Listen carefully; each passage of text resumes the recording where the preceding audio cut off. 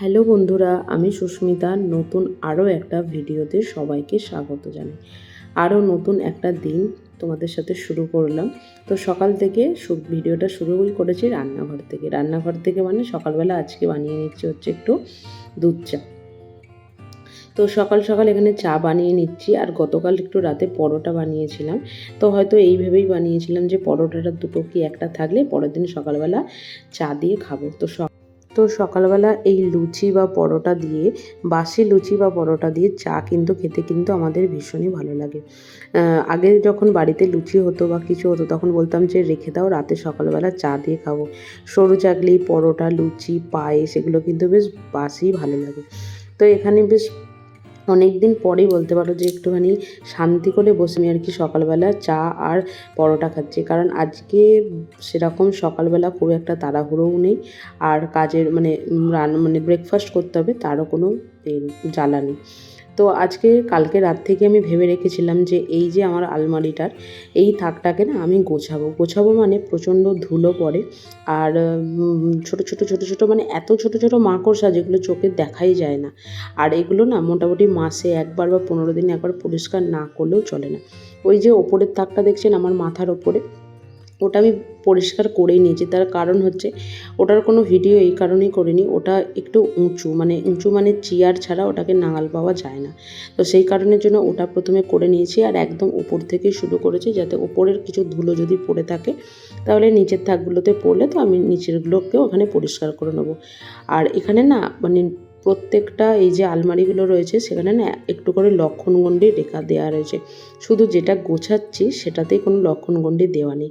ছোট লাল পিঁপড়ে হয়। এত পরিষ্কার পরিচ্ছন্ন ঘর ধরে যে লাল পিঁপড়ে কেন হয় সত্যিই আমার জানা নেই। কিন্তু আগে যে বাড়িটাতে ছিলাম সেটা ভীষণ স্যাঁতস্যাঁতে একটা বাড়ি ছিল, কিন্তু পিঁপড়ে কোনোদিনও হয়নি। সেই বাড়িটারও না প্রথম যখন গেছিলাম তখন ব্লগ তো বানাতাম না, কিন্তু নিজের কাছে অনেক ভিডিওও ছিল। ওই যে ফোন চেঞ্জ হলে না খুব সমস্যা হয়, ফটো ডিলিট হয়ে যায় কোথাও ভিডিও ডিলিট হয়ে যায় কোথাও। তবে লাস্ট দিনের কিছু ভিডিও ওই বাড়িটার স্মৃতি হিসাবে রেখে দিয়েছি। তো কিছু ভিডিও পোস্ট করা ছিল, আর কোনো একটা দিন সুযোগ বুঝে ওই ভিডিওটা পোস্ট করে নেবো। ভিডিওটা রেখেই দিয়েছি, ভিডিওটা রেখেই দেবো, স্মৃতির পাতায় থেকে যাবে। নিজের ফোন থেকে ডিলিট হয়ে যাবে, ইউটিউব থেকে তো আর সেইভাবে তো ডিলিট হবে না। তো এই যে দেখুন আমি ওপরটাতেও একটু লক্ষণ রেখা দিয়ে দিচ্ছি যাতে কোনো ছোট পিঁপড়ে না হয়। এই নিচের থাকটাতে এখন যেটা পরিষ্কার করছি, এখানে যেহেতু সসগুলো রাখা হয় সেহেতু এখানে আগে দেখতাম ছোট পিঁপড়ে হতো। তো এখানেও লক্ষণ রেখা দেবার পরে দেখছি যে পিঁপড়েটা আর সেইভাবে হয় না। পরিষ্কার পরিচ্ছন্ন করে রাখলে না ভালোই লাগে। আর সবথেকে বড় কথা, কালকে রাতে আমি যখন রান্নাঘরে ঢুকেছি কোথাও কিছু ছিল না, দেখলাম একটা আরশোলা। আর ওটা দেখার পর থেকে তো আমার মনে হচ্ছিলো তখনই আমি সব কিছু বার করে পরিষ্কার করি, কিন্তু তখন রাত্রির বাজে প্রায় 10:30 পৌনে 11টা। তখন তো আর ওটা পরিষ্কার করতে গেলে আমার সারা রাতটাই এইভাবে কেটে যেত। যাই হোক, করিনি। সেই কারণের জন্য এখন আমি এগুলোকে একটু পরিষ্কার পরিচ্ছন্ন করে নিচ্ছি, কারণ ধুলো খাবারটা ওখানে থাকে।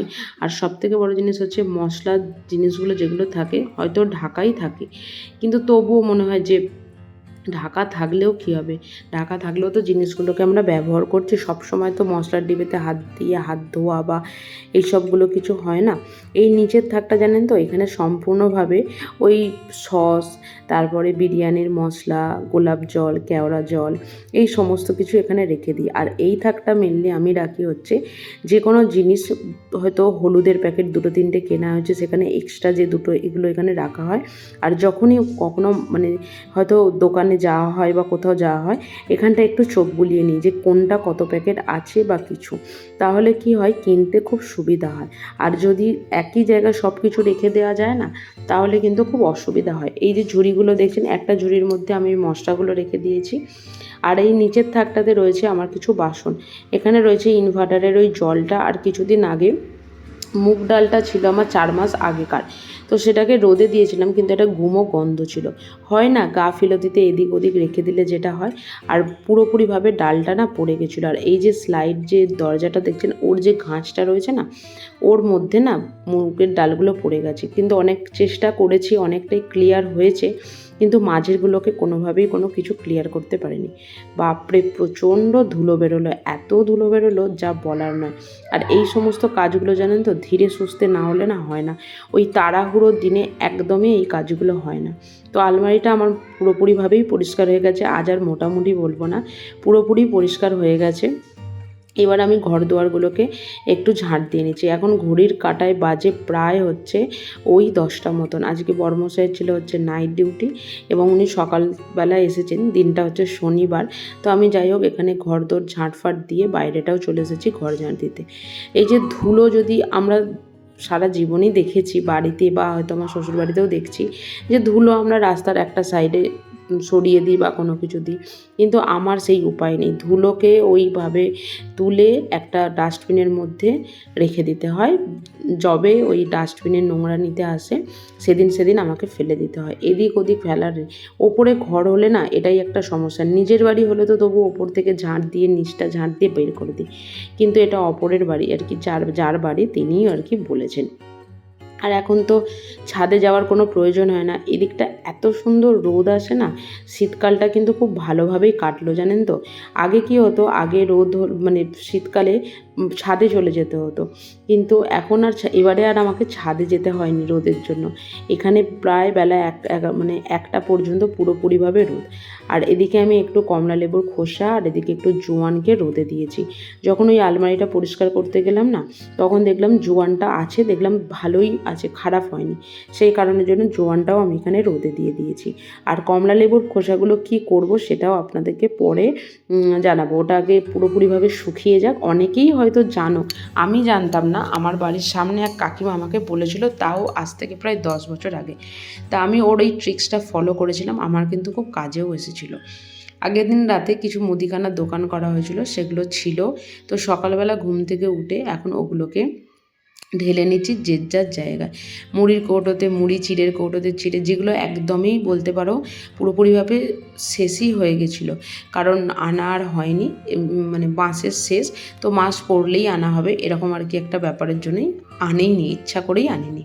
তো এখানে মুড়িটা এর আগের বার যে দোকান থেকে আনা হয়েছিল না, মুড়িটার মধ্যে না একটা কীরকম একটা গন্ধ ছিল, মানে গন্ধ বলা ভুল কথা, কোনো গুমো গন্ধ নয়, কীরকম একটা যেন ছিল। তাই এবারে না 500 মুড়ি আনা হয়েছে, আর 1 কিলো মুড়ি এই কৌটোটার মধ্যে ধরেও না, এটার জন্য 750 মুড়ি একদম ঠিকঠাক আর কি। তো ওদিকে সমস্ত কাজকর্ম মিটিয়ে আমি এদিকে চলে এসেছি হচ্ছে রান্নাবান্নার পালায়। ওদিকে প্রেসার কুকারে আমি একটু ডাল সেদ্ধ করতে দিয়েছি। যখন দেখা যায় যে সবজি খেতেও ভালো লাগে না, আবার সবজি খাওয়াটাও আমাদের শরীরের জন্য খুব ভালো, তখন যদি এই রকমভাবে একটু ডাল, মানে ভেজ ডাল তো মানুষ অনেকভাবেই রান্না করে, একটু রিচ করেও করে, হালকা করেও করে, আমি একটু হালকা করেই করি। তো কাজের ফাঁকে আপনাদেরকে একটু দেখিয়ে দিলাম যে এই জায়গাটা কেমন করে গুছিয়েছি। যদিও আপনারা আমার ব্লগে যখন আমি রান্না করি বা কিছু করি তখন দেখতেই পান, তবুও দেখুন কি সুন্দর লাগে। আর এই যে জায়গাটা দেখছেন, এই জায়গাটা আমি এর আগের বারে যে গুছিয়েছিলাম না, আমি আর এটাকে এদিক ওদিক করতে দিইনি। তার কারণ এদিক ওদিক করলে না বড্ড বেশি সমস্যা হয়, তাই যখন যে জিনিস যেখান থেকে নিয়েছি সেখান থেকেই রেখে দেওয়ার চেষ্টা করেছি। ওদিকে আমার ভাত হচ্ছে, আর এদিকে আলু পোস্তর আলুটাও আমার সেদ্ধ হয়ে গেছে। কাঁচা লঙ্কা একটু নুন দিয়ে পোস্তটাকে বেটে নিয়েছি। এদিকে হচ্ছে মানে আলু পোস্তও কমপ্লিট, ভাতও কমপ্লিট। আর এদিকে কড়াই একটু সর্ষের তেল দিয়ে তার মধ্যে এলাচ দিয়ে গোটা জিরে দিয়ে আমি সবজি ডালটা এখানে দিয়ে দিচ্ছি। শুকনো খোলায় একটু মুগের ডালটাকে ভেজে নিয়ে তারপরে জলটা শুকিয়ে একটু নুন, আদা আর সবজিগুলো দিয়ে সর্ষের তেল দিয়ে হালকা করে একটু ভেজে ওটাকে আমি সেদ্ধ করে নিয়েছিলাম। এদিকে ডাল বসিয়ে দিয়েছি, আর ওদিকে মাছটা দিয়ে নুন হলুদও মাখিয়ে নিচ্ছি, কারণ রান্নাবান্নাটা এবার কমপ্লিট করতে হবে। যাই হোক, ডালটাও আমার এখানে হয়ে গেছে কমপ্লিট। আজকে রান্না করেছি হচ্ছে ভাত, আলু পোস্ত পেঁয়াজ দিয়ে, তারপরে হচ্ছে মুগের ডাল সবজি দিয়ে, আর এদিকে হচ্ছে মাছের ঝাল। রান্না বান্না মানে যেমনই হোক না কেন খেতে কিন্তু ভীষণ ভালো লাগে, একটু জুৎসই না হলে কিন্তু আমাদের কারোরই ভালো লাগে না। রান্নাবান্না কমপ্লিট করে আমি এদিকে এসেছি হচ্ছে বাড়ি থেকে একটা পার্সেল এসেছিলো, তার মধ্যে কিছু জিনিস এসেছিলো, কিছুই না ওই হাড় কানের সমস্ত কিছু জিনিসপত্র মা পাঠিয়েছিল, একটু বিস্কুট, এলাচ, পোস্ত, হলুদ গুঁড়ো, আর সবথেকে বড় জিনিস এই যে কৌটোটা দেখছেন, এটা কিন্তু বেশ ভালোভাবেই আটা ছিল, তারপরেও কিন্তু সমস্ত মিষ্টির রস চারিদিকে পড়ে গেছে, ওই দেখুন। যাই হোক, চলুন আজকের লাঞ্চ করতে করতেই আজকের ব্লগটা এখানে শেষ করলাম। সবাই সুস্থ থাকবেন, ভালো থাকবেন। দেখা হবে নতুন আরও একটা ব্লগে, আরও একটা দিনের সাথে। তো খুব ভালো থাকবেন, সুস্থ থাকবেন, দেখতে থাকুন ব্লগটা, এবং কেমন হয়েছে ব্লগটা অবশ্যই কিন্তু জানাবেন, পাশে থাকবেন।